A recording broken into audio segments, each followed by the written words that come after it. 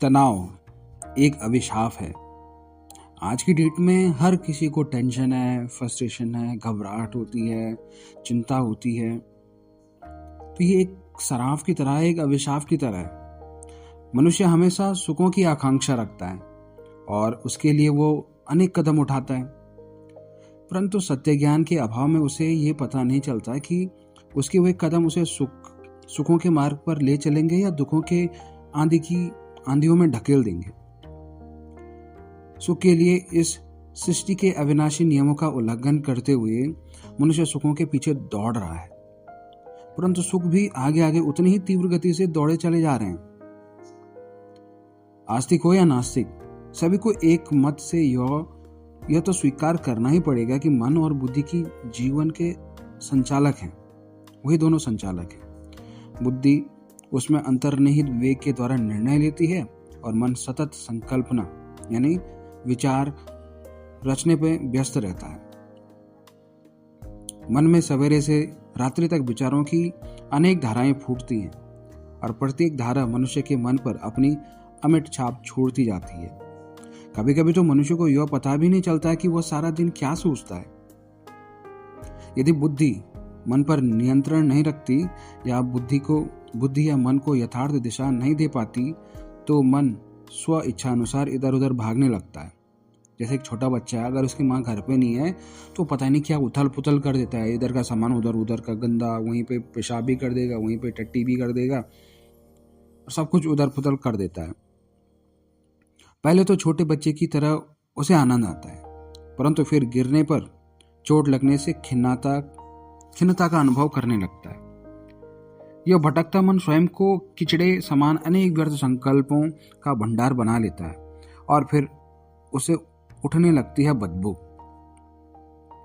तो इसका परिणाम क्या होता है? मनुष्य अपने ही रचे हुए संकल्पों से परेशान रहने लगता है। इस तरह मन अपनी शक्तियों को नष्ट करता हुआ तनाव का शिकार होने लगता है। आज यही स्थिति अनेक मनुष्यों की है। यूं कहे कि तनाव की अग्नि घर घर में जल रही है। इसमें जीवन की सुख शांति भी राख हो रही है। सुंदर जीवन पाकर यदि किसी का मन तनाव की लपटों में उलझता रहे तो यह जीवन के लिए बड़ा अभिशाप है। जीवन पाकर जिस मनुष्य ने जीवन को सुखी व संतुष्ट बनाना नहीं सीखा, उसका विवेक भला किस काम का? चिकित्सा विज्ञान अब स्वीकार करने लगा है कि अधिकतर बीमारियों का कारण व उनमें वृद्धि मानसिक तनाव के कारण ही है।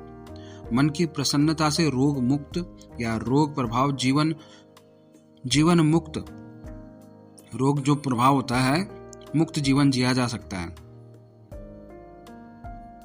आज मन की विकृति या वातावरणीय प्रदूषण को ही भयंकर रोगों का जिम्मेवार माना जाएगा। जब तक तनावग्रस्त है मन, तब पाचन शक्ति क्षीण होने लगती है, ग्रंथियां ठीक से काम नहीं करती, मस्तिष्क पर निरंतर दबाव बना रहता है और मनुष्य इस प्रकार आमंत्रित कर लेता है अनेक व्याधियों को, ऑब्स्टिकल्स को, प्रॉब्लम्स को। इतना ही नहीं, ये मन का तनाव ही सामाजिक, पारिवारिक या व्यक्तिगत समस्याओं का भी मूल कारण बन जाता है। प्रत्येक घर में कम से कम एक प्राणी तो ऐसा होता ही है जो अनेकों के मन में तनाव पैदा करता है या जिसकी वजह से सब टेंशन में आ जाते हैं। वो परिवार तो धन्य माना जाएगा जिसमें सभी शांत व शीतल स्वभाव वाले हों। नहीं तो एक मनुष्य के मन में उत्पन्न अशांति अपना प्रभाव पूरे समाज पर अवश्य डालती है। यह तो वर्तमान में चहुं और प्रत्यक्ष रूप से देखा जा सकता है। आओ हम सभी मिलकर सरलता पूर्वक जीवन जीने का परम आनंद लें। यदि धन धान्य व परिवार पाकर भी हम तनावग्रस्त हैं तो हमें गंभीरता से इसके कारणों को जानकर उनका उन्मूलन करना चाहिए। यदि अच्छा पद या धंधा पाकर भी हमें चैन की नींद नहीं मिलती है तो हमें चेक करना चाहिए कि हमारे दृष्टिकोण या हमारे व्यवहार में कहीं विकृति तो नहीं है। जीवन एक ईश्वरीय वरदान है। हम इस तरह जिएं कि हमारा जीवन हमें भी प्रिय लगे और दूसरों को भी। जीवन एक खेल है। हमें यह ज्ञान होना चाहिए कि इस विशाल विश्व के नाटक मंच पर हम सभी मनुष्य आत्माएं एक्टर हैं। हमारा जीवन हमारे लिए एक खेल है। हार जीत, सुख दुख व लाभ हानि के इस खेल में हमें निरंतर खुश और प्रसन्न रहना है। याद करें, हम सभी का बचपन किस तरह खेल में निश्चिंतता पूर्वक बीता, परंतु धीरे धीरे इस खेल में खेलना भूल गए। हमारे में मेरेपन का एहसास बढ़ा, हमारी इच्छाएं बढ़ी, हमने संसार में बहुत कुछ वो भी देखना प्रारंभ कर दिया जैसे हमारा कुछ भी संबंध नहीं, और जीवन के खेल का मजा किरकिरा होने लगा। जीवन के इस खेल में हमें निरंतर कर्म रूपी खेल से खेलना है। हमें कर्म करना है, हमें मनुष्यों से व्यवहार करना है, हमें सदा अपने बोल के द्वारा दूसरों से वार्तालाप करना है, वो हमें अपने परिवारों में घनिष्ठता पूर्वक इसने संबंध में रहना है। ये सभी बातें हमारे मन पर अमिट छाप छोड़ती हैं। किसका कैसे लोगों से संबंध हुआ, किसने किन किन पुस्तकों का अध्ययन किया, किसको कैसी बुद्धि मिली, इस पर निर्भर करता है हर एक के जीवन का भावी नक्शा। किसी ने जीवन रूपी खेल में कांटे बो लिए, किसी ने फूल उगाए, किसी ने जैसा बीज बोया वैसे ही फल उसे चखना पड़ा। परंतु आश्चर्य यह है कि मनुष्य बीज उस बचपन व युवा काल में बोता है जब उसे इसके परिणाम का स्पष्ट बोध नहीं होता, जब वो दूसरों पर आश्रित होता है, और फल उसे तब चखना पड़ता है जब उसकी आंखें खुलती हैं, यानी जब वो समझदार बनता है। तो अपने कर्मों को खेल की तरह करना चाहिए। जीवन में आने वाली परिस्थितियों को भी खेल की तरह हंसते हंसते पार कर लो। कहीं पर रुको नहीं। यदि तुम रुक गए तो इस खेल का आनंद नहीं आएगा। यदि तुम इस संकल्प से कार्य करोगे कि यह कर्म खेल है, तो कर्म तुम्हें थकाएंगे नहीं और कर्म में खेल खेलने जैसा आनंद प्राप्त होगा। तो जरा जीवन के प्रति अपना दृष्टिकोण बदल कर देखो। जिम्मेवारियों का बोझ, बीते दिनों की चिंताएं या भविष्य की इच्छाएं यदि तुम्हें भारी करती हैं, तो जरा इन सबको खेल मान लो। खेल में कभी हार कभी जीत अवश्यंभावी होती है। यह संभव नहीं है कि किसी के गले में सदा ही विजय का हार डाला जाता रहेगा। हार में भी निराश होने की जरूरत नहीं है। हार भी खेल का एक मूल्य पक्ष है, इसलिए उसका भी आनंद लो। इसे भी कुछ सीख कर आगे बढ़ जाओ। ये याद रखो, आज हार हुई है, कल जीत होगी। हार के बाद होने वाली जीत का आनंद लो। तो जीवन के उतार चढ़ाव तुम्हारी खुशी को नष्ट ना करें। तुम चतुर खिलाड़ी की तरह जीवन रूपी खेल का आनंद लेते चलो। हार में भी तुम्हारे प्रसन्न चेहरे को देखकर दूसरे भी जीवन को खेल बनाना सीखें। इस खेल को संपूर्ण उमंग उत्साह के साथ खेलते रहो, तो तुम्हारे जीवन की यात्रा तनाव मुक्त, हंसते बहलते पूर्ण होगी और तुम्हें जीवन का संपूर्ण सुख प्राप्त होगा। अक्रोधी स्वभाव करता है तनाव का आवाहन, यानी जो हमारा क्रोधी स्वभाव है वो तनाव लाता है।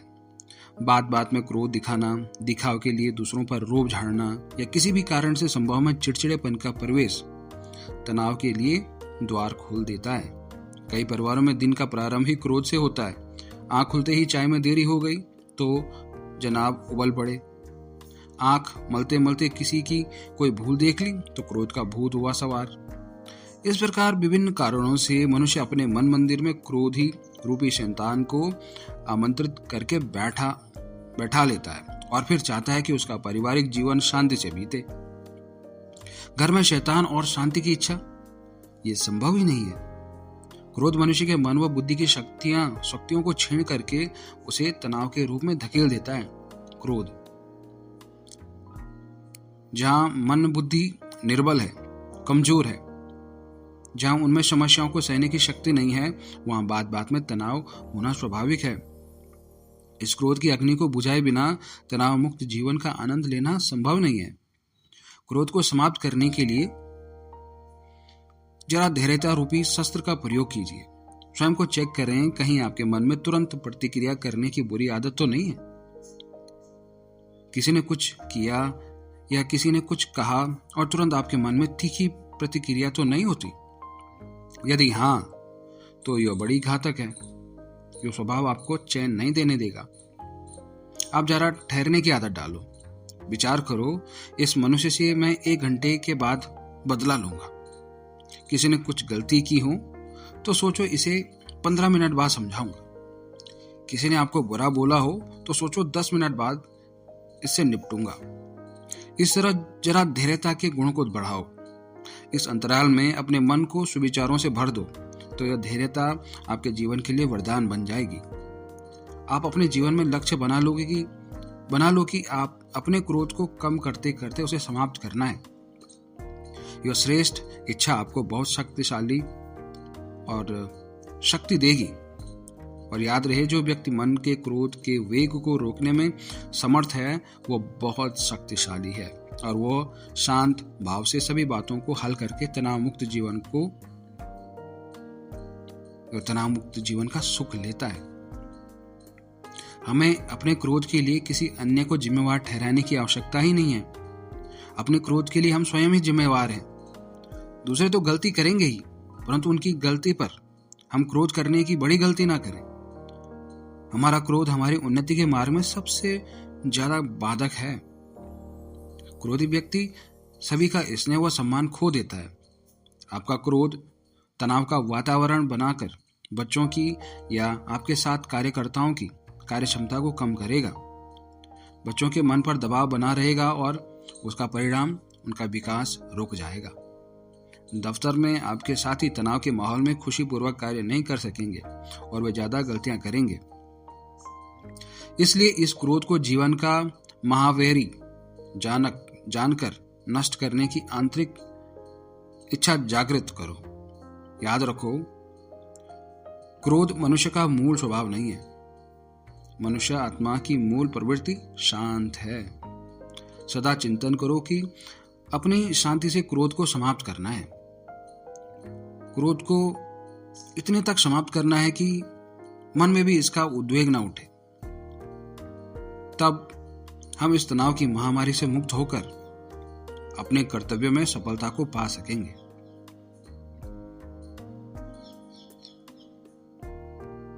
और व्यर्थ चिंतन, जो फालतू हम सोचते रहते हैं ना, वो भी तनाव पैदा करता है। मनुष्य निरंतर अपने मन की शक्ति का प्रयोग कर रहा है, या यूं कहें कि प्रयोग से ज्यादा वह इस अनमोल निधि का दुरुपयोग कर रहा है। किसी भी निधि को नष्ट करने से उसका अभाव हो जाता है। निधि यानी फंड, संचय। मन की शक्ति नष्ट होने से मन निर्बल हो गया है। कोई भी शक्तिहीन वस्तु स्थिर नहीं होती। इसी तरह मन भी अस्थिर व चंचल होकर इधर उधर भटकने लगता है। मन को कमजोर किया आत्मा के महाशत्रु मनोविकारों ने। इन मनोविकारों को मनुष्य ने जीवन का आनंद समझा, वो अपना मित्र समझा, परंतु इन लुटेरों ने जीवन का आनंद ही लूट लिया। सच कहें तो इन विषय विकारों ने ही मनुष्य को भटकाया। भटकते मनुष्य को चैन कहाँ? भटकता मन उदासी, उलझन, निरस्ता और चिड़चिड़ेपन का शिकार होता गया, और तनाव इन सभी की देन है। जब मन की इस तरह की स्थिति हो जाती है तो वह व्यर्थ विचारों का शिकार हो जाता है। तब मनुष्य वो सोचता है जो उसे नहीं सोचना चाहिए और वैसा नहीं चिंतन करता जैसा उसे करना चाहिए। व्यर्थ चिंतन से मन की गति अति तीव्र हो जाती है और उसको ब्रेक लगाना टेढ़ी खीर हो जाता है। आप अपने मन का निरीक्षण करें। आप क्या सोचते हैं? आपके चिंतन की धारा किस दिशा में जाती है? आंख खुलते ही आप क्या सोचते हैं? सोते समय आपका विचार प्रभाव क्या रहता है? जब कोई आपको कुछ गलत बोल देता है तब आपके मन में क्या रिएक्शन आता है? जब आप व्याधिग्रस्त हैं तब आपका मन आपको कहाँ की सैर करा रहा है? जब आप समस्याओं के घेरे में हैं तो आप क्या सोचते हैं? और जब सब कुछ आपकी इच्छा के विरुद्ध होने लगता है तब आपका चिंतन किस प्रकार का होता है? यदि आपको गलत सोचने की आदत पड़ गई है तो आपका मन कभी भी तनाव मुक्त नहीं हो सकेगा। अनेक लोग व्यर्थ सोच रहे हैं, अनेक उल्टा सोच रहे हैं। आपकी क्या गति है? इस आदत को बदलो। जरा अच्छा सोचना प्रारंभ करो। आंख खुलते ही अच्छे विचारों का निर्माण करो। यदि आप धर्म प्रेमी हैं तो उस संबंध में विचार करो। यदि आप कोई साधना करते हैं तो मन को रोकने के अतिरिक्त उसे आनंदकारी विचार भी दो। परंतु ऐसे विचार आखिरकार आएंगे कहां से? इसके लिए आपको अच्छे से अच्छे साहित्य का अध्ययन करना होगा। उठते ही आप सोचें, मैं भगवान का बच्चा हूं, वो मेरा परम पिता मेरा जिम्मेवार है, उस पर मेरी जिम्मेवारी है, वो अवश्य ही मुझे मदद करेंगे। मेरा परमपिता तो सर्व समर्थ है, मेरे ऊपर उसकी छत्र छाया है, वो मुझ पर उसकी अगाध कृपा बरस रही है। सुखद व शक्तिशाली विचारों का निर्माण करना सीखें। श्रेष्ठ विचार हमारे जीवन की अमूल्य निधि है। इस जीवन में मन में जितने अच्छे विचार उत्पन्न कर सकते हैं वो उतने ही सुखी बन जाते हैं। व्यर्थ विचारों में लगे रहने का अर्थ है यूं कि मन में तनाव का आह्वान करना। सब कुछ वैसा ही नहीं होता जैसे कि हम कल्पना करते हैं। तो मन में संकल्पों को परिवर्तन करने का अभ्यास करें। जो संकल्प मन में तनाव पैदा करते हैं उन्हें मन के द्वार तक न आने दें, उनका रूप परिवर्तन करते चलें। आप स्वयं में तनावग्रस्त रहने की आदत न डालें। यदि एक बार यह आदत पड़ गई तो निकलनी कठिन होगी। तनाव आए तो शीघ्रतः विचारों को परिवर्तित करके स्वयं को आनंदित कर लें। इस तरह मन पर कुछ समय ध्यान देने से आप इस तनाव के रोग से मुक्त हो सकेंगे। स्वयं का दमन न करो। संसार में ऐसे अनेक लोग हैं जो परिवारों में या दफ्तरों में दूसरे को दबाते हैं, सताते हैं, और इस प्रकार मनुष्य दमन महसूस करता है। उसे बोलने नहीं दिया जाता है। शक्ति से उसकी भावनाओं को दबाकर उसके मन में तनाव डाल दिया जाता है। यदि आपके साथ भी कहीं ऐसा हो रहा है या हो रहा हो, घर में कोई सतत आपका दमन करता हो, सदा आपको डांटता ही रहता हो, बुरा बोलता रहता हो, या दफ्तर में कोई आपको सताता हो, आप पर कार्य का अनावश्यक बोझ डालता हो, या सदा ही आपके कार्य में गलतियां निकालता हो, या आपकी शिकायतें करता हो, तो आप क्या करेंगे? हालांकि सहन करना एक महान गुण है। जो सह जाए वो आगे निकल जाए। तो भी यदि सह लेना खुशी छीन रहा हो, यदि सह लेना मन को भारी कर रहा हो, यदि सहना सहन न हो रहा हो, तो मन में तनाव अवश्य पैदा होगा। जो लोग सहते हैं दूसरे उन्हें दबाते हैं, वो समय का बुरा प्रभाव है। यदि हम अपनी ईश्वरीय खुमारी में ही रहें, जिसे स्वमान कहा जाता है, तो दूसरे हमारी सहनशीलता का दुरुपयोग नहीं करेंगे। यदि आपको सहना ही है तो हंसते हंसते सह लो ना। दूसरों के कुवचनों पर गंभीरता से चिंतन ही ना करो। कहने वाला कहकर चला गया, आप भी उसके प्रभाव को उसके साथ ही जाने दो। हालांकि गंभीरता भी श्रेष्ठ गुण है, परंतु यह सब कुछ अंदर समाकर आप पचा न पाए तो बदहजमी पैदा होगी ही और आप तनावग्रस्त रहने लगेंगे। इसलिए दूसरों की बातों को समाओ उस सीमा तक जहां तक आपकी खुशी कम ना हो। यदि दूसरों की बातें आप में घुटन पैदा करती हो तो उनकी उल्टी कर दो, यानी अच्छे शब्दों में उत्तर दे दो। आप जो कहना चाहते हो कह डालो। हाँ, कहते समय तब भी आप शिष्टाचार न भूलें। जब दूसरा अशिष्टता का व्यवहार कर रहा हो, इसका अर्थ क्रोध नहीं, क्योंकि क्रोध तो तनाव बढ़ाएगा ही। इसका अर्थ है कि आप घुटन महसूस ना करें। बुद्धि व जीवन के विकास के लिए खुले आकाश में श्वास लेना अति आवश्यक है। यदि बोलकर आपको सुख चैन अनुभव होता है तो वही करें, ताकि दूसरे की दमन नीति कुछ धीमी पड़ सके। दूसरों के दमन को सहना भी कायरता है। इससे दूसरों की आसुरी प्रवृत्तियों को बढ़ावा मिलता है। आप स्वयं की खुशी को बचाते हुए दमन के विरुद्ध खड़े हो जाएं। आपकी विजय अवश्य होगी व दमनकारी को सीख मिल जाएगी। यदि दूसरे व्यक्ति में सताने की आदत ही पड़ गई है या इसे वो अपना अधिकार समझता है, तो आप उस व्यक्ति की बातों को नगण्य करने लगो। जब वो देखेगा कि इन पर मेरा कोई प्रभाव ही नहीं पड़ता है, तो अवश्य ही अपना व्यवहार वो स्वतः ही बदलेगा। अपने मन को निराश होने से बचाएं। यदि बोलने वाला बोले ही जा रहा है, यदि वो अपनी आदत नहीं छोड़ता है, तो हम अपनी खुशी क्यों छोड़ें? जब वो अपना कार्य बखूबी से कर रहा है, तो मैं भी अपना श्रेष्ठ व्यवहार करना क्यों छोड़ूं? जब वो बुरा व्यवहार करे तो आप सोचो कि मुझे इससे अप्रभावित रहना है, यानी मुझे कोई फर्क नहीं पड़ना चाहिए। साथ ही साथ अपने मन से यह भय निकाल दो और अधिकारपन की भावना से रहो, क्योंकि आप गुलाम तो नहीं हो जो दूसरा व्यक्ति आपसे यूं ही दुर्व्यवहार करता रहे। अपने भाग्य पर विश्वास रखते हुए, अपनी कर्मठता पर विश्वास रखते हुए भय से मुक्त रहें। जो होगा उसे निपटेंगे। अब इसे भयभीत क्यों? ऐसे ऐसे विचारों से अपने मन को दृढ़ करें। याद रहे, दमनकारी व्यक्ति स्वयं से अति परेशान रहता है और एक दिन आता है कि वो नष्ट ही हो जाता है। आप अपने मन की खुशी कायम रखो, अपने कार्य ईमानदारी से पूर्ण करते रहो और तनाव मुक्त जीवन का परम आनंद, अतीन्द्रिय सुख लो। बुद्धिमान और तनाव। आज संसार में अनेक बुद्धिमान लोग अधिक परेशान पाए जाते हैं। जिन्हें बुद्धि की सुंदर गिफ्ट प्राप्त है, वे भी यदि तनावग्रस्त होंगे तो सामान्य जन का क्या हाल होगा? क्यों है ये बुद्धिमान लोग परेशान? क्योंकि उन्हें बुद्धि का अहंकार है और क्योंकि वे अपनी बुद्धि का सदुपयोग न करके दुरुपयोग करते हैं। अहंकारवश उन्हें ऐसा लगता है कि दूसरे लोग उन्हें सम्मान नहीं देते, दूसरे लोग उनकी आज्ञाओं का पालन नहीं करते। तो रिजल्ट क्या होता है? वो स्वयं ही सोचकर परेशान रहने लगते हैं। बुद्धिमान लोग ही ज्यादा सोचते हैं, यानी ज्यादा चिंतन करते हैं, क्योंकि वे अपने को ज्यादा समझदार समझते हैं। जिम्मेवारियों में वे हल्के रहना ही नहीं जानते।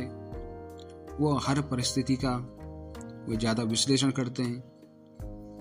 वो स्वयं को ज्यादा बुद्धिमान मानने के कारण दूसरों की राय उनके गले नहीं उतरती। वह दूसरे का अपमान कर देते हैं। इससे वे सबके सहयोग से वंचित हो जाते हैं।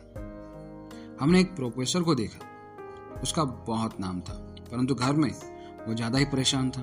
बात बात में कहता था, तुम क्या जानो, मैं बहुत अनुभवी हूं, तुम्हें क्या पता, मैं सब जानता हूं। दूसरे यदि कुछ राय देते तो वो कहता, तुम चुप रहो, तुम अभी बच्चे हो। फलस्वरूप घर में भी तनाव का माहौल रहता था। वह उसके चेहरे पर भी सदा ही तनाव की सिकुड़न देखी जाती थी।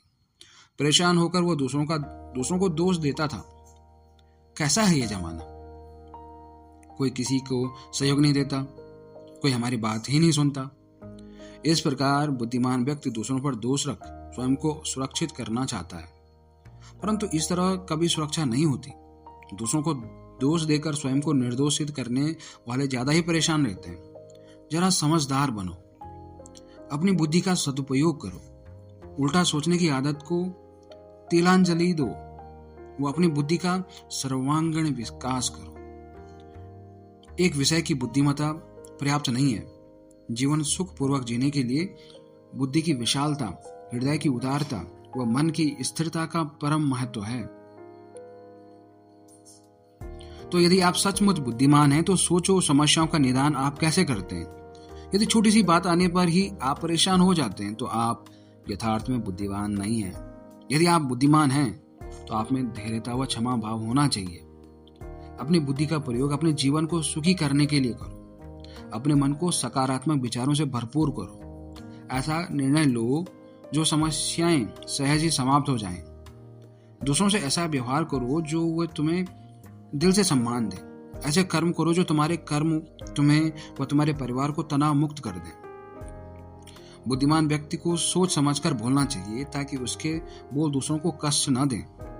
बुद्धिमान व्यक्ति का यह परम कर्तव्य है कि वह अपने स्थान का वातावरण सरल बनाए, खुशहाल बनाए, तब उसका भी जीवन तनाव मुक्त रहेगा और उसके साथ रहने वाले भी इस बीमारी से मुक्त रहेंगे।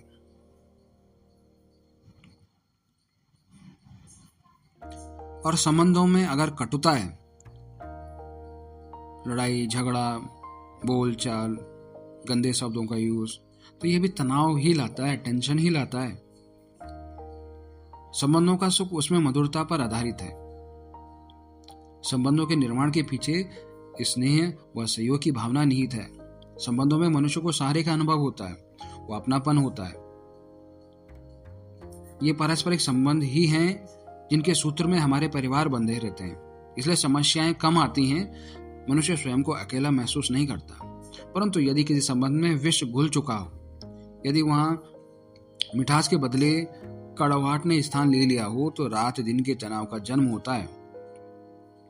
अपनों से मनुष्य की कामनाएं भी होती हैं, वह अपनों पर अधिकार भी।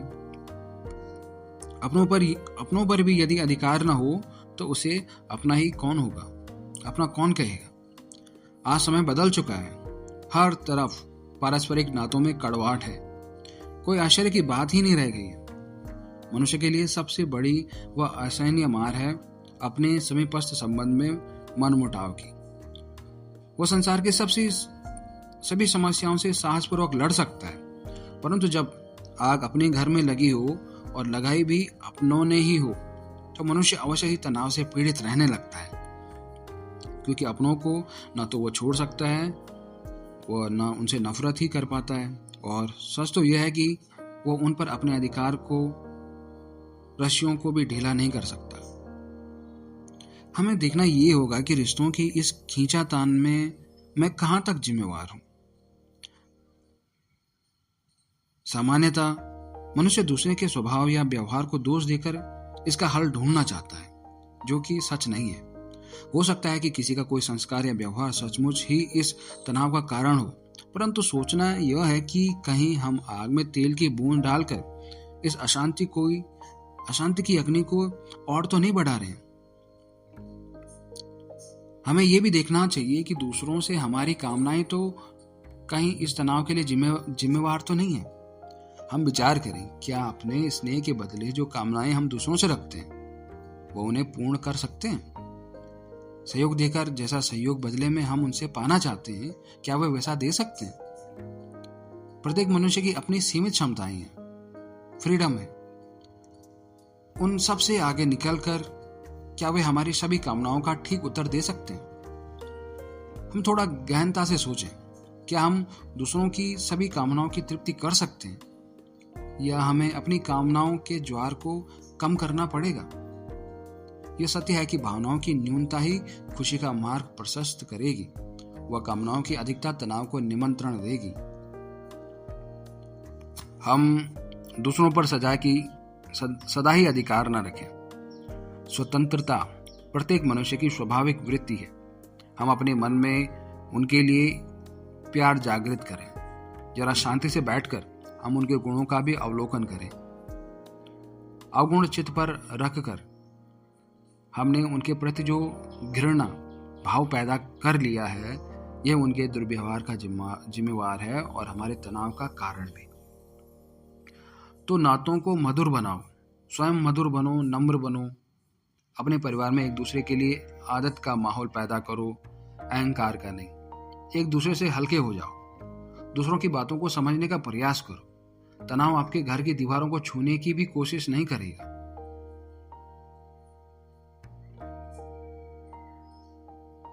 और उतावलेपन से तनाव की उत्पत्ति होती है। जितना हम उतावलापन होता है ना, वो भी तनाव लाता है। कई लोग कोई भी काम धैर्यतापूर्वक नहीं करते, न करने देते। उनकी जल्दबाजी उनके व दूसरों के मन में तनाव पैदा कर देती है। यदि उन्हें यात्रा करनी है तो समय पर ट्रेन पकड़ने के लिए और उसे पूर्व की तैयारी करने के लिए वो इतनी जल्दबाजी करते हैं कि सभी को परेशान करके रख देते हैं। अगर कोई काम है, कोई कार्य है, घर में कोई अनुष्ठान है, उसमें भी वो इतना जल्दी करते हैं कि करो करो करो जल्दी जल्दी। और किसी से कुछ गलती हो गई तो सुना भी देते हैं।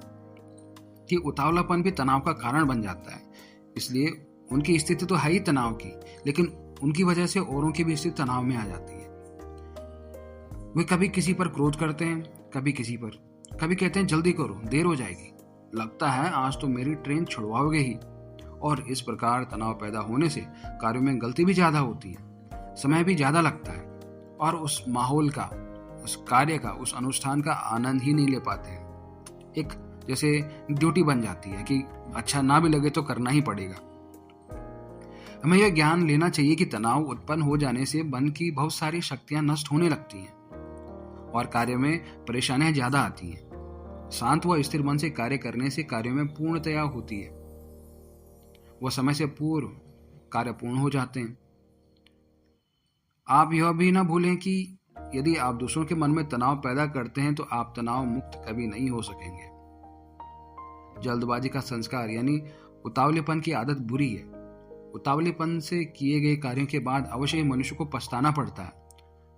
तो न सोचने में, न निर्णय करने में जल्दबाजी हो और न बोलने में उतावलापन। कार्य भी धैर्यतापूर्वक परंतु चुस्ती के साथ किया जाए। सुस्ती या अधूरा कार्य छोड़ने की आदत तनाव को जन्म देगी। आप सदा ही अपने मन में यह दृढ़ता लाएं कि हम समय से पूर्व अपने सभी कार्य पूर्ण कर लेंगे। चाहे आपको थोड़े ही समय में अनेक काम क्यों न करने हो, चाहे आपके दरवाजे पर मिलने वालों की भीड़ हो, तो भी आप तनावग्रस्त न हो। धैर्यतापूर्वक शांत मन से खेल की तरह सारे कार्य कर लें। यह मात्र सिद्धांत नहीं, परंतु यदि आप अपने कार्यों को ठीक तरह से आयोजित करेंगे तो बहुत सारे कार्य भी आपको खेल तुल्य प्रतीत होंगे। कई अधिकारी जब यह देखते हैं कि आज उनसे काम कराने अनेक लोग आ गए तो उनकी भौहें तन जाती हैं। वो उबल पड़ते हैं और बुरा व्यवहार करने लगते हैं। परंतु आप मन में धारणा बना लें कि मैं सभी के कार्य कर लूंगा। यह विश्वास ही आपको सफलता दिलाएगा। इससे मन शांत रहेगा और बुद्धि में संतुलन बना रहेगा। आपके घर में यदि अचानक मेहमान आ पधारें और आपको बहुत सारा कार्य करना हो तो भी आप तनावग्रस्त न हो। प्रेम से उनका स्वागत करें। हो सके तो उनमें से ही किसी को अपना सहयोगी बना लें और प्रसन्न मन से उनके लिए चाय नाश्ता तैयार करें। परंतु यदि आपने अपने विचारों को नकारात्मक कर दिया, यदि आप सोचने लगे कि मुझे तो अमुक कार्य करना है, ऐसे समय में मेहमान आ टपके तो परेशानी होगी। परंतु आवश्यकता अनुसार आप अपने कार्यक्रम बदल लें और जो कार्य अचानक सामने आ गया उसे पहले पूर्ण करें। इस प्रकार प्रतिदिन मनुष्य के सामने अचानक ऐसी कई प्रसंग आते हैं, तो अभ्यास कर लें कि वो हाथ पांव भले ही तीव्रता से चले परंतु मन तीव्रता से न भागे, मन अपने कंट्रोल में हो। हालांकि इसके लिए अच्छे अभ्यास की आवश्यकता है, तो भी यह स्थिति प्राप्त कर लेने से कर्म खेल लगने लगेंगे। यदि आपको अचानक कुछ निर्णय भी लेना पड़े, चाहे वो निर्णय दूसरों को कुछ बोलने का ही हो, तो भी थोड़ा ठहरो, दूसरों को बोलने दो। यह अभ्यास आपको तनाव मुक्त होने में मदद करेगा। मन को ऐसी स्थिरता प्रदान करने के लिए रोज आंखें खुलते ही यह अभ्यास किया जाए कि मैं इस देह से भिन्न एक आत्मा हूं, मैं एक चैतन्य शक्ति हूं, मैं इस देह से कार्य कराने वाली हूं और मैं शांत स्वरूप हूं। ये आत्मचिंतन तनाव मुक्त होने में मुख्य भूमिका निभाएगा। जिम्मेदारियों में हल्कापन हो। प्रत्येक मनुष्य को किसी न किसी जिम्मेदारी को निभाना ही पड़ता है।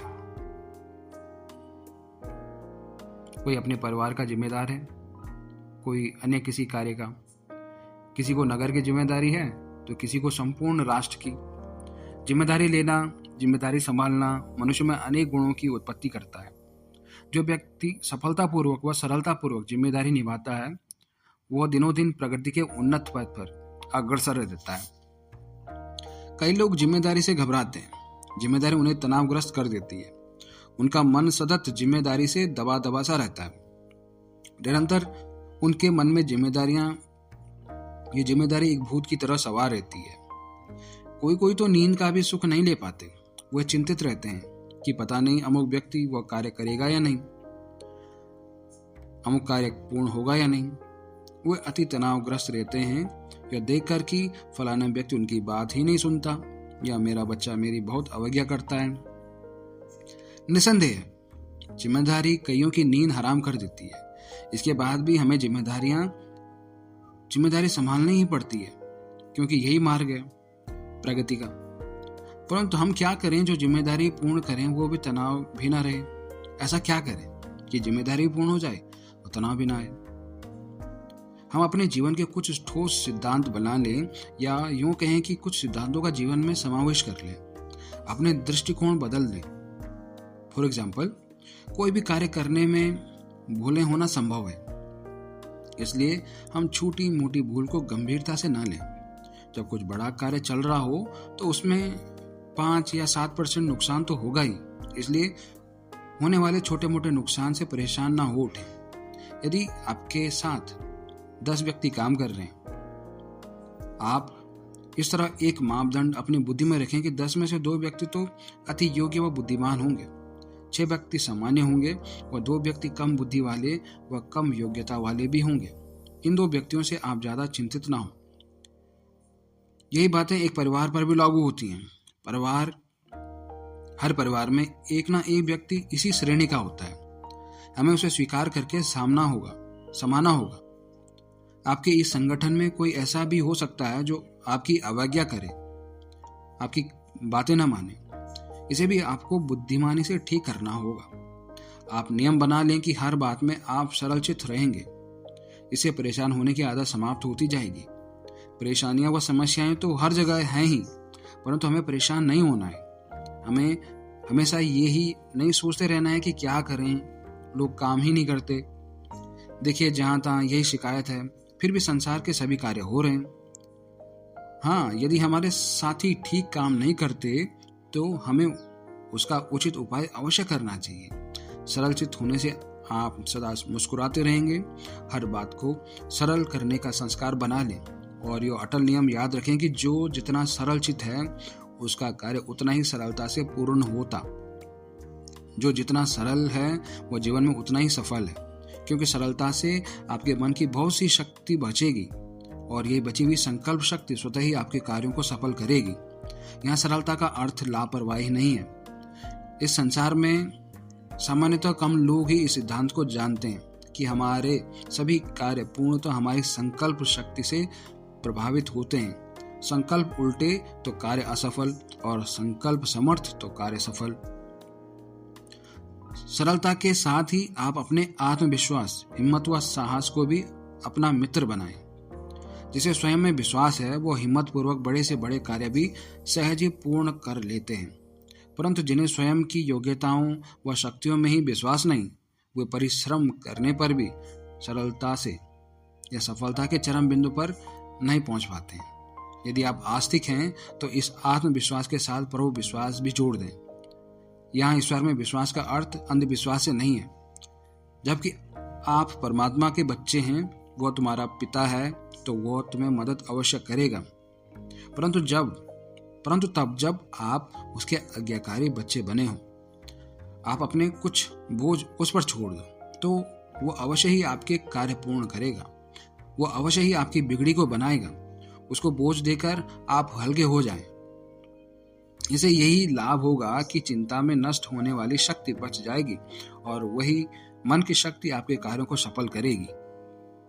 आपको बार बार भिखारी की तरह भगवान से कोई मदद की भीख नहीं मांगनी है, परंतु उससे इतना समीप का नाता जोड़ना है कि वो आपको स्वयं ही मदद करे। जिम्मेदारियों में इस तनाव का एक प्रमुख कारण मनुष्य का मैंपन है। मुझे करना है, मैं ही जिम्मेदार हूं, यह मेरी ड्यूटी है। यह संकल्प आपको परेशान ना करे। आप पाएंगे कि आपकी नम्रता लोगों को आपका सहयोगी बनाएगी। आपका श्रेष्ठ व्यवहार व श्रेष्ठ चरित्र दूसरों में आपके प्रति प्यार पैदा करेगा और इस प्यार व सम्मान में सभी आपके इशारों पर कार्य करने लगेंगे। तो फलस्वरूप आपकी जिम्मेदारियां आपके लिए आनंद का विषय बन जाएगी। तो बड़ी से बड़ी जिम्मेदारी में भी सरलचित व्यवहार को न छोड़ें। अपनी जिम्मेदारियों को चुस्ती व कर्तव्य परायणता के साथ निभाएं। सभी को सहयोग देकर अपने सहयोगी बनाते चलें, तो आप तनाव मुक्त जीवन का श्रेष्ठ उदाहरण प्रस्तुत कर सकेंगे। अहंकार तनाव का कारण। ईगो भी होता है। अहंकारी व्यक्ति स्वयं भी परेशान रहता है, वह दूसरों को भी परेशान करता है। अहंकार का भूत जिस मनुष्य पर सवार हो, तनाव उसके जीवन का अंग बन जाता है। अहंकारी मनुष्य सदा ही स्वयं को ठीक व दूसरों को गलत समझता है। वो दूसरों का सम्मान खो देता है, इसलिए तनावग्रस्त रहने लगता है। एक मैनेजर को हमने देखा, उसकी परेशानी का कारण उसका अहंकार था, अहम था। हालांकि उसे अपनी बुद्धि व पढ़ाई का बहुत घमंड था, तो भी अपने अहम को पहचानने की बुद्धि उसके पास नहीं थी। उसके प्रत्येक बोल से अहंकार झलकता था। उसके उठने बैठने चलने फिरने में भी अहंकार की दुर्गंध आती थी, परंतु उसे इसका आभास ही नहीं था। वो किसी का भी अपमान करने में देर नहीं करता। परिणाम क्या हुआ? सभी अधिकारियों व कर्मचारियों का मन खिन्न रहने लगा। वो सच्चे मन से काम नहीं करते। डांट व अपमान का डर उन पर सवार रहता था और सारे माहौल में तनाव के प्रकंपन अनुभव किए जा सकते थे। ऐसे वातावरण में कार्य सफल नहीं होते थे और मैनेजर साहब का तनाव और अधिक बढ़ जाता था। आखिर एक शुभ दिन आया जब एक ईश्वरीय सत्संग में उसे इसका बोध हुआ। उसने अपनी गलतियों को स्वीकार किया और वह व्यक्ति बहुत नम्र हो गया, मिलनसार हो गया। कुछ ही दिनों में वह सबका तनाव खत्म हो गया और उत्पादन बढ़ने लगा, प्रोडक्टिविटी बढ़ने लगी। अहंकार, क्रोध व अशांति का जन्मदाता है। क्रोध से विवेक नष्ट होता है और मनुष्य पाप कर्मों की ओर बढ़ता है। अहंकारी व्यक्ति जिद्दी स्वभाव वाला हो जाता है। वो दूसरों की राय को सम्मान नहीं देता, वो दूसरों की बात सुनना भी नहीं चाहता, और यही स्वभाव तनाव की उत्पत्ति करता है। आप नम्रचित बने। अहंकार किस बात का करें? जिसका आप अहंकार करेंगे वो चीज आपके लिए दुखदायी होगी। अहंकार मनुष्य को पतन की राह पर ले जाता है। अहंकारी मनुष्य एक दिन इस संसार में अकेला ही रह जाता है। आप ये भूल ना जाएं कि जो कुछ भी आपके पास है वो ईश्वरीय देन है। ईश्वरीय देन का अहंकार उस योग्यता को नष्ट करने का कारण बन जाता है। आपने बहुत सारे लोगों का अहंकार नष्ट होते देखा होगा। अहंकारवश कई मनुष्य अपने अधिकारों का दुरुपयोग करते हैं। कुर्सी पर बैठकर वे अपने को सर्वे सर्वा समझते हैं, परंतु कुर्सी सदा ही किसी का साथ नहीं देती। आपने बड़ी बड़ी राजाइयों को नष्ट होते देखा होगा या सुना होगा। कहावत है, आसमान का थूका मुंह पे आता है। सुख देना सीखो, तुम्हारा जीवन सुखों की खान बन जाएगा। तुम जीवन की संपूर्ण यात्रा तनाव मुक्त होकर तय कर सकोगे। अहंकार मनुष्य के चित्त को अस्थिर कर देता है। वो धीरे धीरे उसका स्वभाव चिड़चिड़ा होने लगता है और इसका फलस्वरूप ठीक समय पर ठीक निर्णय नहीं होते और गलत कार्य होने पर सभी की भौहें तन जाती हैं। इसलिए चित्त को स्थिर रखो। तुम्हारी नम्रता ही तुम्हारा कवच है। इस कवच में तनाव के तीर चुभ नहीं सकते। यह कवच अपने कर्म क्षेत्र पर साथ ले चलो, क्योंकि तुम्हारा कर्म क्षेत्र भी एक युद्ध ही है। चाहे कोई तुम्हें कितने भी कटु वचन रूपी तीर मारे, तुम इस वचन को कभी ना उतारना। इस कवच को कभी उतारना ही मत। नम्रता तुम्हारे जीवन को दिव्यता की ओर ले चलेगी।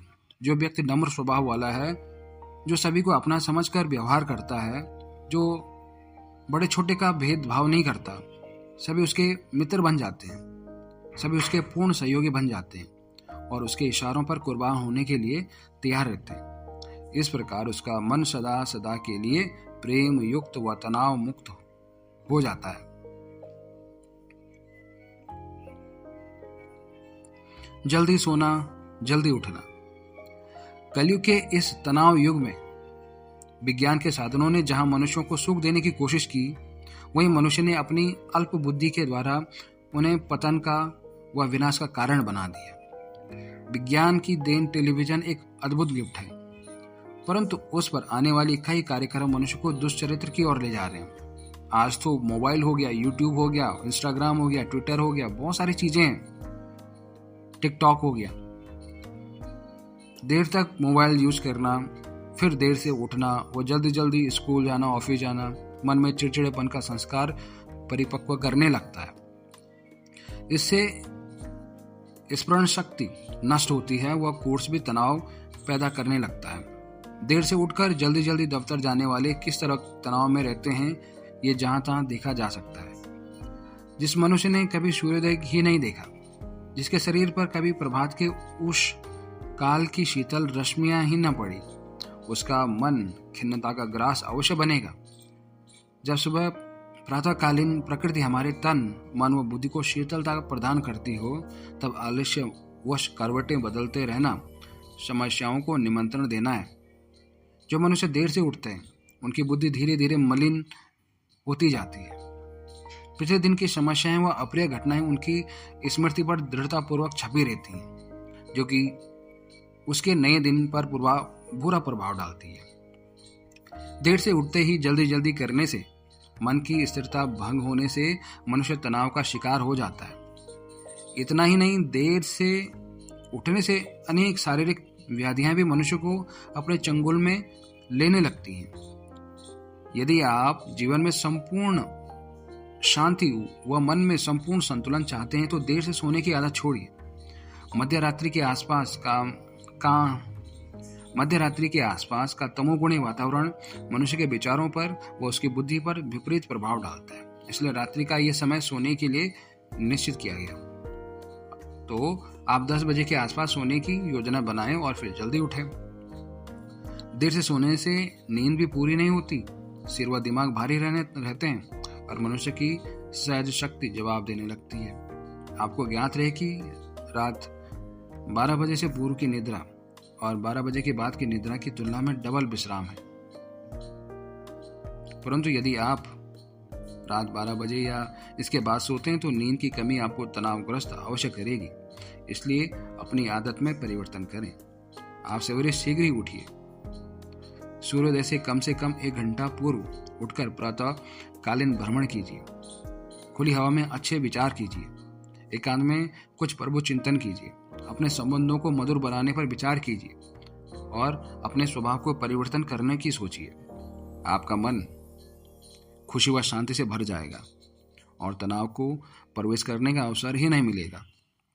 जल्दी सोना, जल्दी खाना व जल्दी उठना स्वास्थ्य, सुख और बुद्धि विकास का मुख्य साधन है। जल्दी खाने का मतलब ये नहीं है कि जल्दी जल्दी खाने से नहीं, परंतु सोने से 3 घंटे पूर्व खाने से। रात्रि को सोने से पूर्व भी आप किसी सुखदायी साहित्य का, कुछ प्रेरक बातों का अध्ययन करें ताकि उठते ही आपके मन मंदिर में सुंदर विचारों का आविर्भाव हो। तो बदलने आप अपनी दिनचर्या को। यदि आपको देर तक काम करना पड़ता है तो उसका कुछ हिस्सा सवेरे ही करें। यदि आपकी रात की ड्यूटी है तो कोई बात नहीं, दिन में पर्याप्त विश्राम कर लें। तो आपका जीवन ऐसा शांतमय व श्रेष्ठ बन जाएगा जो आपको देखकर दूसरे भी तनाव मुक्त होने लगेंगे। क्या होगा और क्यों? अब क्या होगा? यह संकल्प अनेकों के मन की चिंता बनकर उसे खाली कर देता है और उसी खाली मन में बसेरा हो जाता है तनाव का। रोज ही प्रत्येक मनुष्य के जीवन में ऐसे वृत्तांत आते हैं जबकि वह चिंतित हो उठता है कि यदि ऐसा ना हुआ तो क्या होगा, यदि ऐसा हो गया तो क्या होगा। मनुष्य हर एक घटना के स्वर्णिम परिणाम का आकांक्षी रहता है। प्रत्येक मनुष्य अपनी इज्जत की भी रक्षा चाहता है।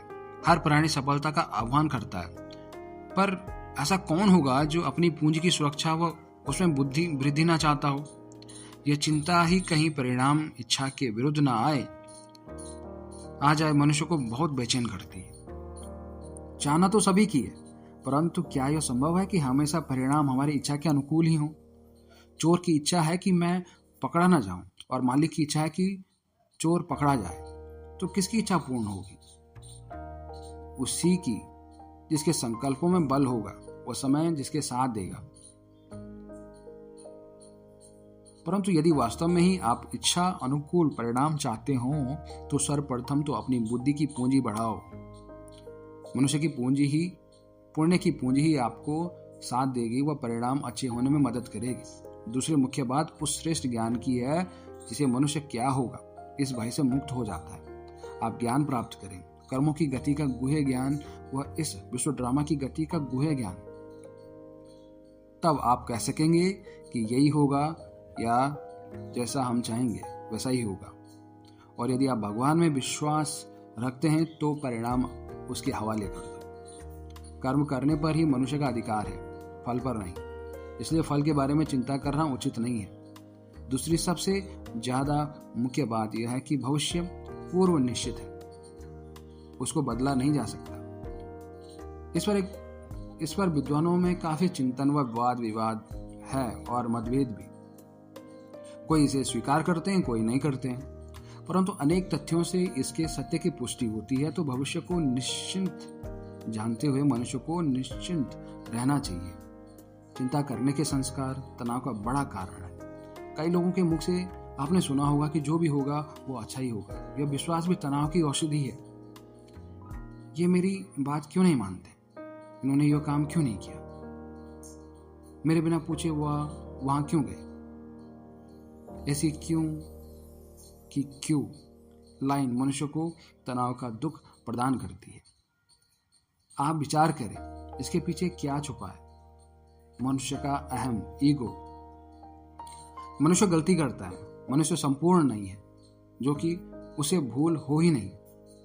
दूसरों की गलतियों को इतनी गंभीरता से लेने से कोई लाभ नहीं। कि वे हमारी गलतियां बन जाए। गलती दूसरे करें और तनाव की लपटों में हम रहें, ये बुद्धिमानी नहीं है। तो इस क्यों का विवेकपूर्ण निदान करें। कोशिश करें कि कोई भी बात मन को भारी ना करे, कोई भी बात मन पर लंबे समय के लिए प्रभाव ना छोड़े। घटनाओं का प्रभाव स्थायी तनाव पैदा कर सकता है, इसलिए अपने ज्ञान में वृद्धि करें और तनाव का प्रभाव दिनों दिन घटाना सीखें। सरल चित्त रहो, प्रसन्न चित्त रहो। मनुष्य के सामने, यानी हर मनुष्य के सामने दिन में अनेक बातें मन को भारी करने वाली आती हैं। अनेक बातें ऐसी भी आती हैं जिससे मन की गति बड़ी तीव्र हो जाती है और मनुष्य बेचैन, उदास या तनावग्रस्त हो जाता है। परंतु जिस मनुष्य ने अपने विचारों को सरल बनाया है, जिस व्यक्ति का स्वभाव सरल हो गया है, वो सहज भाव से उन सभी बातों को पार कर लेता है। बातें बड़ी हों या छोटी, समस्याएं चाहे कैसी भी हो, परंतु यह सत्य है कि मनुष्य सोच सोच कर उनका विकराल रूप बना लेता है। या यूं कहें कि कई मनुष्यों को आदत होती है राई के बीज को पहाड़ बनाने की, परंतु वो व्यक्ति जो पहाड़ यानी सम समस्या को रुई सम बनाना जानता है, यानी पहाड़ जैसी समस्या को रुई जैसी छोटी दानी बनाना जिसको आती है, कभी पहाड़ को तोड़ने में समय नष्ट नहीं करता। वो तो हनुमान की तरह समस्याओं को पहाड़ को रुई की तरह उठा लेता है। अपने विचारों को वही व्यक्ति सरल बना सकता है जिसकी बुद्धि विशाल हो, यानी जिसने अपने विचारों को बहुत महान बना लिया हो। महान विचारों का निर्माण श्रेष्ठ संग से, श्रेष्ठ अध्ययन व एकांत चिंतन से ही संभव है। सरलता का अर्थ है किसी भी बात या घटना को गंभीरता से ना लेना, क्योंकि प्राय देखा गया है कि गंभीरता से लेकर मनुष्य बातों को बढ़ा देता है और फिर स्वयं उन्हीं के जाल में फंस जाता है। कई लोग पूछते हैं कि जो बातें हैं ही गंभीर, उनके लिए क्या करें। जो बातें वास्तव में ही गंभीर हैं, उन्हें आप सहज भाव से लेकर देखें और परिणाम नोट करें। अनुभव है कि यदि मन शांत व सरल चित्त है तो गंभीर समस्याएं हल्की अवश्य हो जाएंगी। सत्य घटना है, 5 वर्ष पूर्व अहमदाबाद के एक व्यक्ति को खून का कैंसर हो गया।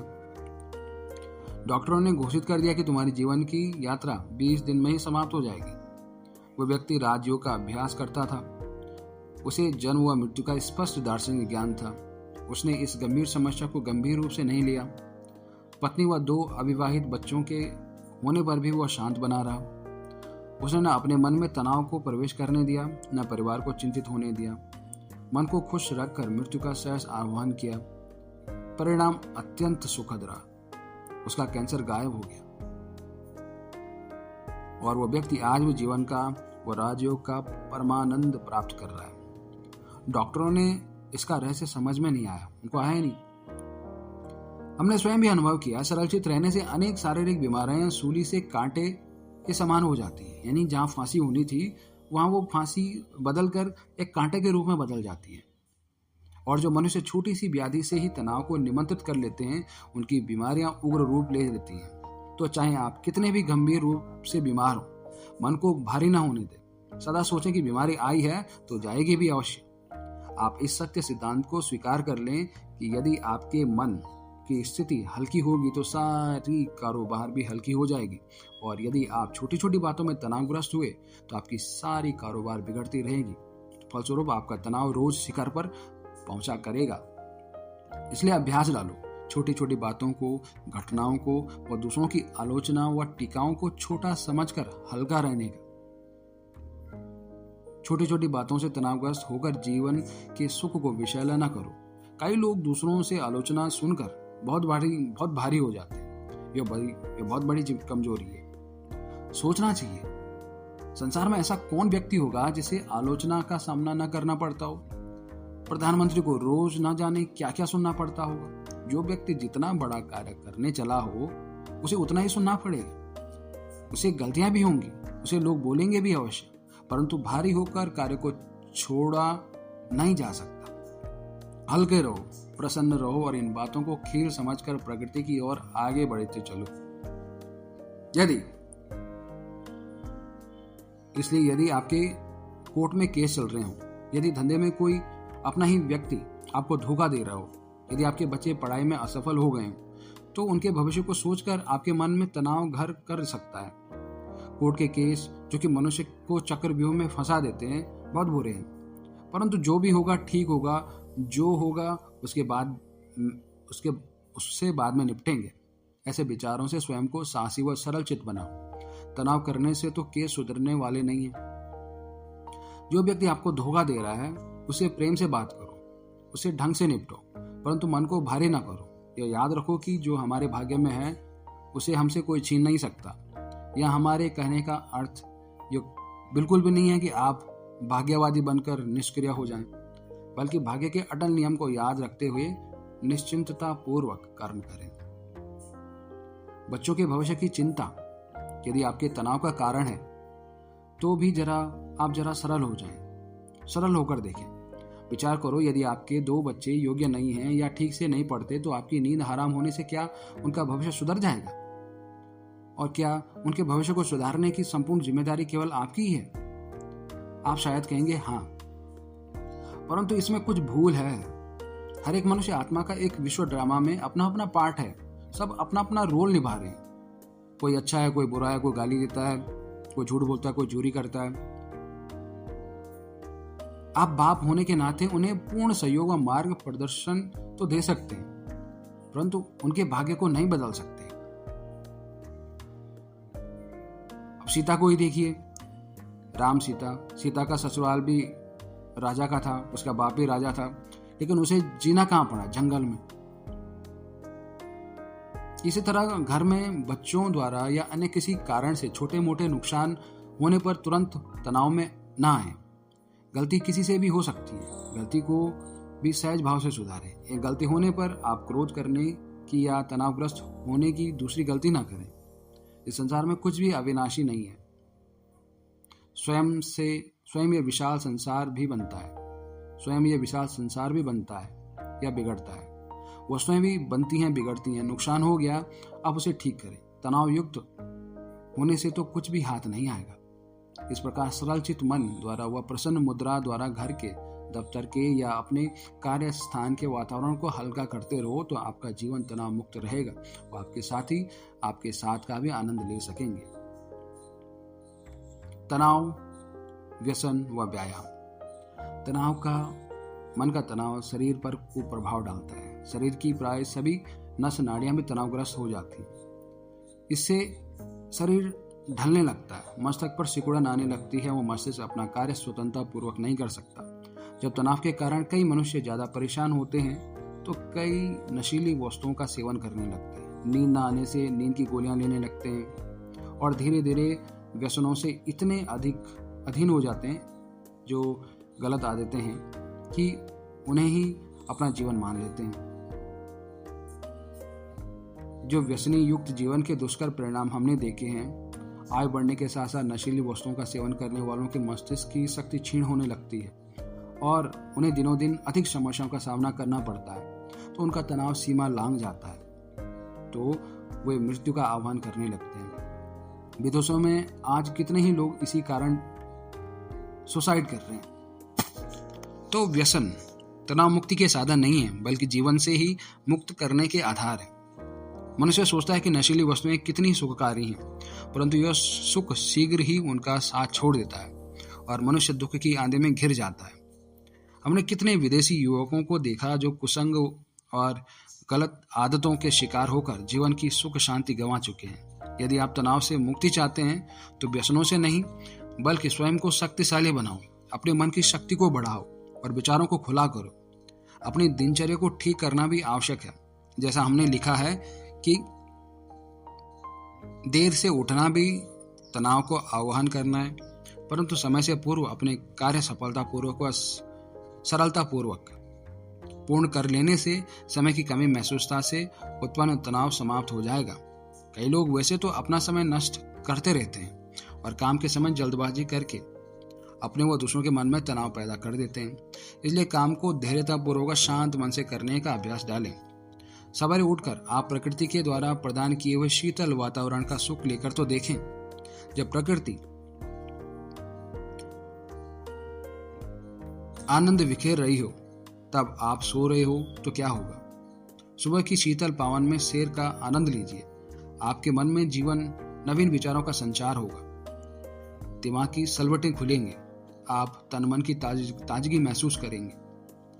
सुबह खाली पेट कुछ आसान व व्यायाम करने से शरीर में रोगों की आशंका कम हो जाती है। जमा रक्त बहने लगता है, नसों की सिकुड़न खुल जाती है। फलस्वरूप रक्त का नियमित व समुचित प्रवाह होने से तनाव नष्ट हो जाता है। परंतु यदि आप सुस्त महादेव हैं, देर से उठने के कारण आपको समय ही नहीं मिलता, तो तनाव आपको शिकार अवश्य बनाएगा। इसलिए रोज व्यायाम करना व पर्याप्त नींद लेना तनाव मुक्ति के लिए आवश्यक है। इसके साथ ही संयमित जीवन व संयमित भोजन भी हमें रोगों के मूल को काटने में मदद करता है। भोजन का भारीपन बुद्धि को भारी करता है। यदि आप बुद्धिमान बनना चाहते हैं तो संयमित भोजन करें। ऐसा भोजन जो पचने में समय ले या जो पचे ही नहीं, तनाव को बढ़ावा देगा, क्योंकि मस्तिष्क की बहुत सी शक्ति उस तरफ लगने लगेगी। फलस्वरूप तनाव से लड़ने की शक्ति उनमें नहीं रहेगी। आप अपने कार्य व्यवहार को इस तरह आयोजित करें कि आपके पास स्वयं को देखने के लिए, अच्छे चिंतन के लिए वो कुछ समस्याओं पर शांत मन से सोचने के लिए समय हो।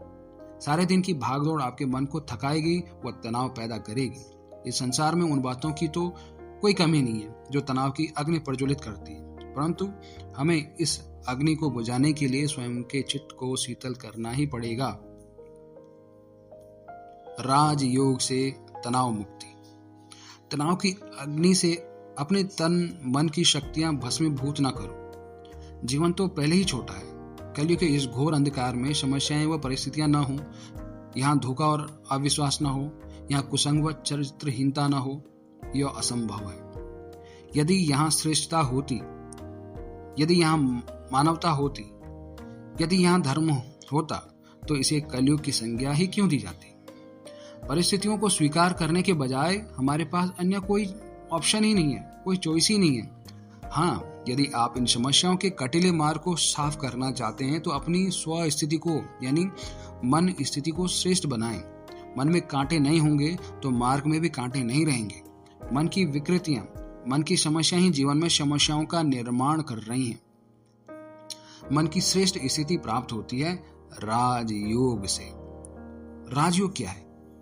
इसे सामान्यतः हमारा जन समुदाय अनभिज्ञ है, जानता ही नहीं है। राजयोग यानी आत्मा व परमात्मा का काम मिलन है। राजयोग का अर्थ है अपनी बुद्धि मन का संबंध परमपिता परमात्मा से जोड़ना। राज करने का योग, भार नहीं, अपने कर्म इंद्रियों पर, अपने कर्मों पर, अपने आप पर राज करना। क्योंकि हमें नहीं पता होता है कि हम कितनी बार झूठ बोल जाते हैं, गुस्सा आ जाता है, तो वो हमारे कंट्रोल में नहीं है। जब खुद की चीजें कंट्रोल में रहती हैं तो वही है राजयोग। अपने मन व बुद्धि का संबंध परमपिता परमात्मा से जोड़ना। सर्वशक्तिवान से मन व बुद्धि जुड़ जाने से इनकी पवित्रता व शक्तियां बढ़ने लगती हैं। मनुष्य अपने मन पर नियंत्रण रख सकता है, विभिन्न परिस्थितियों में बुद्धि में संतुलन रख सकता है। फलस्वरूप उसका जीवन शांत, सरल, सुखी, खुश, आनंदित व तनाव मुक्त होने लगता है। राजयोग से विचार शुद्ध होते हैं, विचारों को यथार्थ दिशा मिलती है, दूसरों के प्रति हमारे दृष्टिकोण बदलकर श्रेष्ठ हो जाते हैं। हमारी दृष्टि बदलने से संबंधों में मधुरता आ जाती है। संकल्पों में बल आने से एक राजयोगी छोटी मोटी बातों में तनावग्रस्त नहीं होता। कितने मनुष्य राजयोग द्वारा व्यसनों से मुक्त हुए हैं। लाखों मनुष्यों को जीवन का सच्चा व संपूर्ण सुख मिला। लाखों मनुष्यों ने तनाव मुक्त जीवन जीना सीखा। राजयोग का मार्ग केवल मुक्ति का मार्ग नहीं, यह तो जीवन जीने की कला सिखाता है। जीवन से क्रोध व भय का निवारण करता है और मनुष्य इसी जीवन में जीवन मुक्त हो जाता है। उसे जीवन का मूल्य व लक्ष्य भी समझ में आ जाता है और वह जीवन जीना भी सीख लेता है। कार्य चाहे कितनी ही जल्दबाजी का हो, परिस्थितियां चाहे कितनी ही विकराल हो, राजयोगी के मन की गति तीव्र नहीं होती। वो सोचता है परंतु धैर्यता व सरलता पूर्वक। वो बोलता अवश्य है परंतु तनाव पैदा करने वाले बोल नहीं, बल्कि तनाव हरने वाले सुखदायी बोल। वो कर्म भी अवश्य करता है, जिम्मेदारियों का भी वहन करता है, परंतु विचलित नहीं होता। वो दूसरों का दमन नहीं करता, वो स्नेह बरसाता है, इसलिए स्नेह पाता है, सहयोग पाता है और इस कारण तनाव रहित हो जाता है। याद रहे, जो दूसरों के मन में तनाव पैदा करते हैं, चाहे बोल से या व्यवहार से, वे कभी भी तनाव मुक्त नहीं हो सकते। तो आओ राजयोग की संक्षिप्त विधि आपके लाभार्थ प्रस्तुत करता हूं। यह राजयोग प्रजापिता ब्रह्म कुमारी ईश्वरीय विश्वविद्यालय में सिखाया जाता है। आज कई लाख लोग अपना पारिवारिक जीवन व्यतीत करते हुए इस सहज राजयोग का अभ्यास कर रहे हैं। इसमें कुछ छोड़ने की आवश्यकता नहीं, बल्कि धीरे धीरे आत्मा के शुद्धिकरण से अनेक बुराइयां स्वतः ही छूट जाती हैं। आप आराम से सरलता पूर्वक किसी भी आसन पर बैठिए। आप कुर्सी पर भी बैठ सकते हैं या जमीन पर भी। हाँ, यह आवश्यक है कि आपका आहार विहार शुद्ध हो। शुद्ध अन्न से मन शुद्ध होगा और स्थिर मन ही राजयोग के अभ्यास को सफल करेगा। आप अपने मन से चिंतन करें कि इस देह के अंदर भ्रिकुटियों के मध्य विराजमान मैं चेतन आत्मा हूं। मैं देह नहीं हूं, मैं इस देह का मालिक हूं। मैं ज्योति स्वरूप हूं। मेरा स्वधर्म शांति है। इस प्रकार चिंतन करते हुए अपनी बुद्धि को अपने ज्योति स्वरूप पर स्थित करें। कुछ क्षणों के लिए अपने विचार प्रवाह को बंद रखते हुए अपने स्वरूप में स्थित हो जाएं। पुनः चिंतन को प्रवाह दें कि मैं एक आत्मा हूं, ज्योति पुंज हूं, मैं शांत स्वरूप हूं, शक्ति स्वरूप हूं। और फिर से अपनी बुद्धि को भ्रिकुटी के मध्य स्थित आत्मिक स्वरूप पर कुछ क्षणों के लिए स्थिर कर दें। पुनः चिंतन प्रारंभ करें कि मैं आत्मा इस देह में परम धाम से आई हूं। मेरा स्वधाम शांति धाम है। मैं इस देह में एक्टर हूं। मैंने ऐसे अनेक देह धारण किए हैं। मैं ज्योति पुंज हूं। और इस तरह पुनः अपनी बुद्धि को अपने स्वरूप पर स्थित करें। इस प्रकार धीरे धीरे स्वयं को आत्मिक स्वरूप में स्थित करते हुए अपने मन को परमात्मा चिंतन में स्थित करें। परमात्मा क्या है? संक्षेप में आत्मा की ही तरह वो भी ज्योति बिंदु स्वरूप है, प्रकाश पुंज है। हम सभी आत्माओं का परम पिता है, परम धाम का वासी है, गुणों के सागर हैं, सर्वशक्तिवान है। मन को परमात्मा चिंतन में लगाएं। वो निराकार शिव परमात्मा के ज्ञान के सागर हैं, प्रेम के सागर हैं, सुख के सागर हैं, सृष्टि के रचयिता हैं, मुक्ति जीवन मुक्ति के दाता हैं। और तत्पश्चात अपनी बुद्धि को परम धाम में उनके दिव्य स्वरूप में स्थिर करें। फिर परमात्मा चिंतन प्रारंभ करें कि वे मेरे परम पिता हैं, पवित्रता के सागर हैं, शक्ति के दाता हैं, वरदाता हैं, दुख हरता सुख करता है। वे ब्रह्मा विष्णु शंकर के भी रचयिता हैं, गीता ज्ञान के भी गीता को बोलने वाले हैं, सर्व के पालनहार हैं, पतित पावन कल्याणकारी हैं। इस प्रकार उनके गुणों का चिंतन करते हुए परम धाम में उनके सर्व स्वरूप व बुद्धि स्थित करें। वह महसूस करें कि उनसे सर्व गुणों व शक्तियों की किरणें मुझ पर आ रही हैं तथा मन बुद्धि को एकाग्र रखते हुए परम आनंद का अनुभव करें। संक्षेप में ये है कि राजयोग की विधि है। इसे धीरे धीरे आत्मा का संबंध परमात्मा से हो जाता है और परमात्मा के गुण पवित्रता व शक्तियां हम आत्माओं में आने लगती हैं। इस राजयोग का अभ्यास सूर्योदय से पूर्व ब्रह्म मुहूर्त में करना चाहिए। शाम को जब सूर्यास्त होता है प्रकृति की उस शांत वेला में करना चाहिए। इस तरह दिनों दिन अभ्यास करने से मन शांत व निर्विकारी होने लगेगा। आत्मा की शक्तियां बढ़ने लगेंगी, मन में संतुलन व बुद्धि में स्थिरता आएगी, विचार शुद्ध होने लगेंगे और व्यवहार क्रोध व अहंकार रहित हो जाएगा, जिससे हम तनाव मुक्त होकर शांत व सुखी जीवन का रसपान कर सकेंगे। ओम शांति।